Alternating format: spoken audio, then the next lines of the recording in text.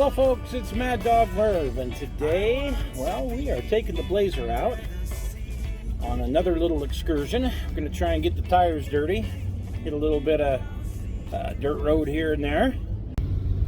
We're on our way to pick up Mark, and we are going to head up to the Hill Aerospace Museum. It is, about 35 miles north of here, right off the freeway.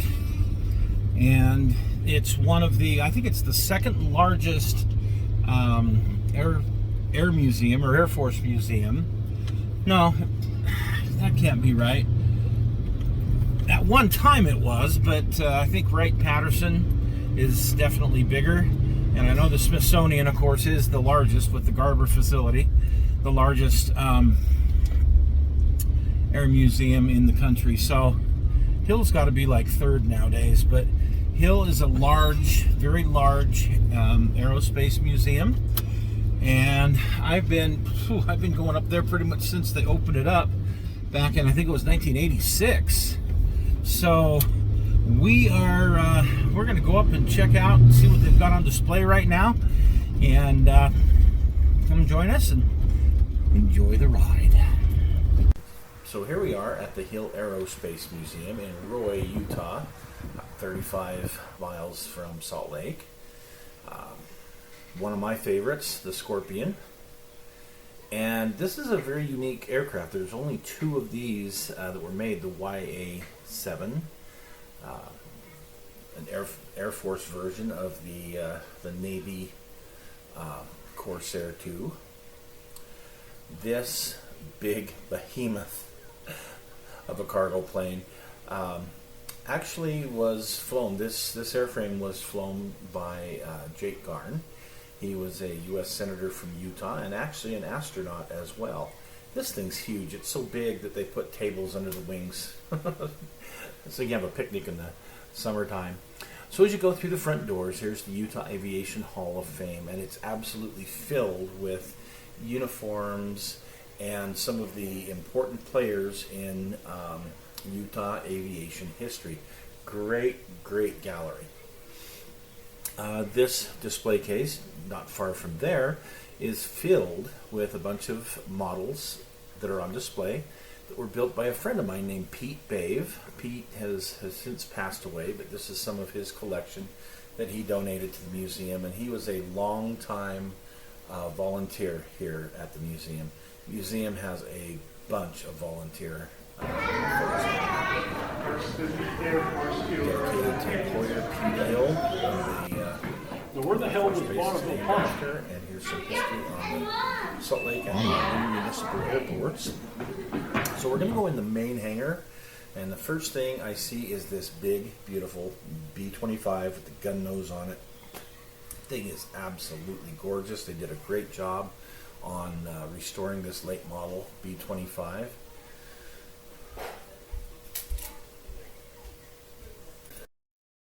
And here they have a 1:1 scale model of a Wright Flyer, which is pretty darn neat to be able to see the size of that in comparison to everything else that's in this museum.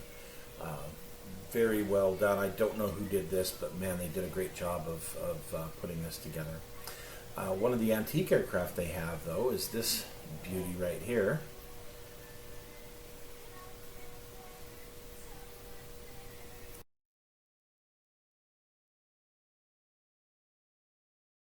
One of my favorites, the B-17. This is a late, I think it's a late model G. I'll have to look at the sides here in a minute, but anyway, it's a G model.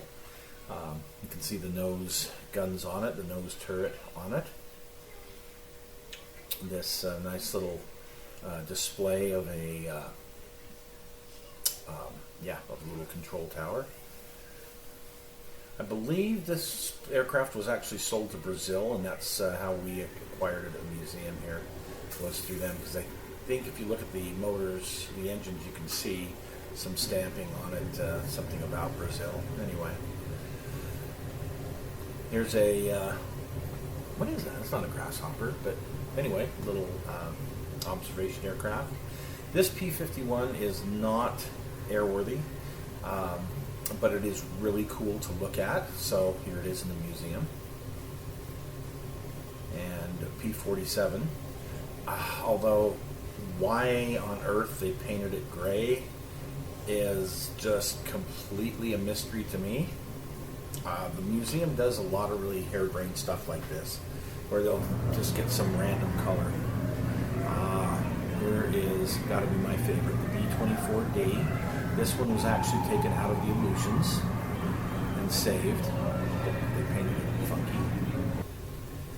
And this P-38 also came from the Illusions. This is a recovery, a wreck recovery that they have restored, and this looks a whole lot better. You can see some of the original parts there on display with it. Pretty neat.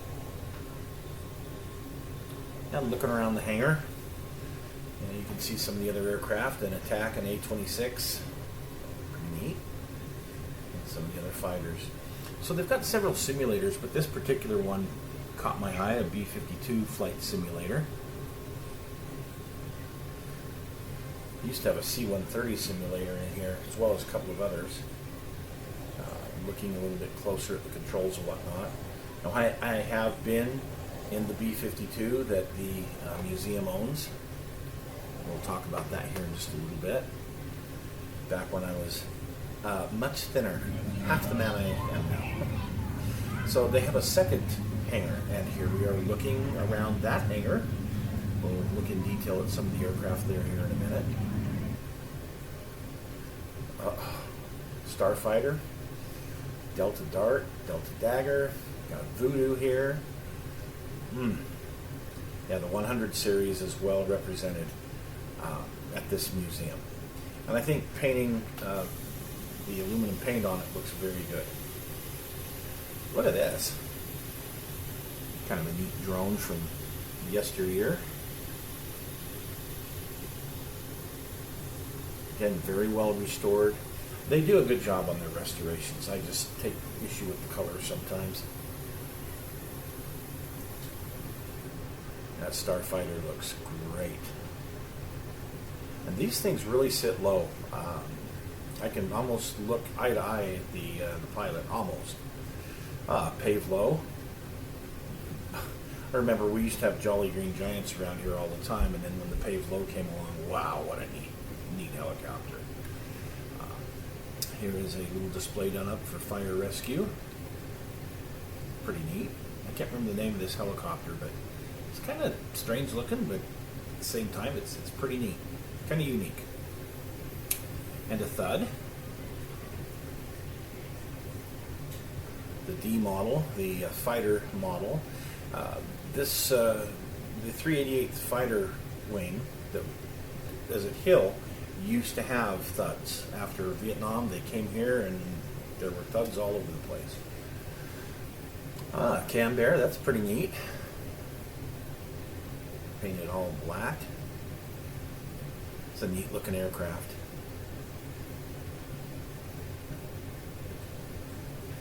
And then they transitioned from the Thuds into the F-4 Phantom, and so F-4s were at Hill for the longest darn time. And then they even went to the reserves after a while. So F-4s are something that have been a staple up here in northern Utah. There's an RF-4C Recon.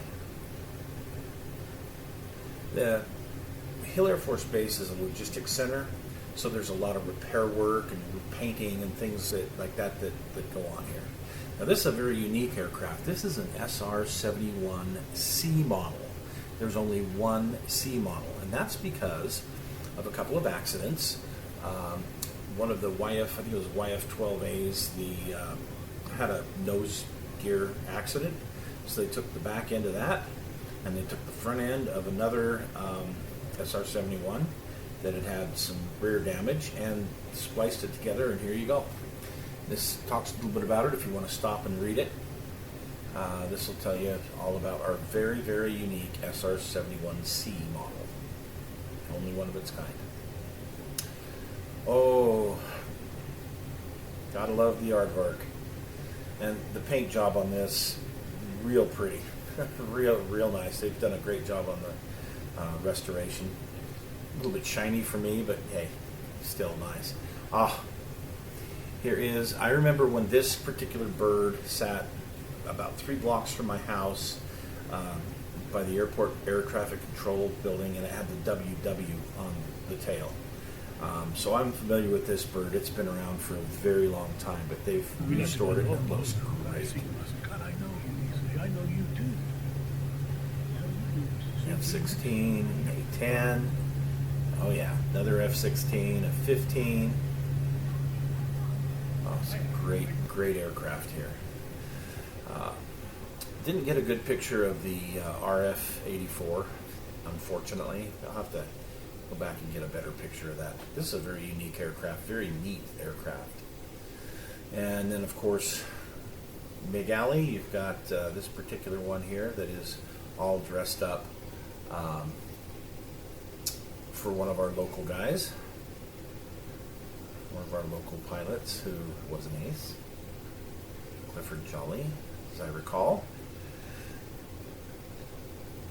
Now we're going to head on outside. The C-54 here, which very similar to the ones that they had at Wendover. The 509th had a few of these right before they shipped out for Tinian.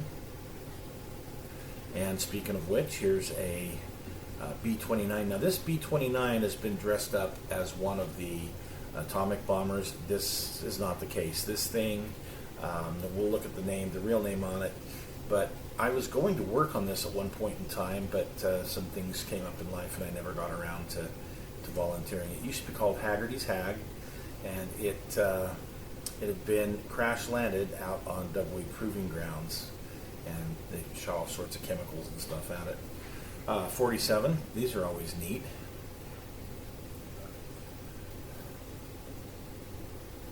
I love the bombers. Bombers are definitely my favorite. Now this B-52, they have restored it. They've put it in this, what they call that, the strategic, nuclear strategic scheme, anyway, with the white painted bottom. I actually got to crawl around this bird when it was just right after it had been decommissioned. And it was painted much different, had different nose art on it, all that kind of fun stuff. But it's a neat plane inside. My favorite of the bombers is the B-1. And yes, they have a bone. They have a bone at the museum.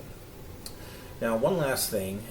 There's a lot more aircraft than I'm showing you here. So please, if you're in Roy, Utah, you come by Roy, Utah, check out the museum. Here's a C-47 they got outside. Looks absolutely beautiful. If not, check them out online. And thanks for joining us today, folks. We'll see you soon.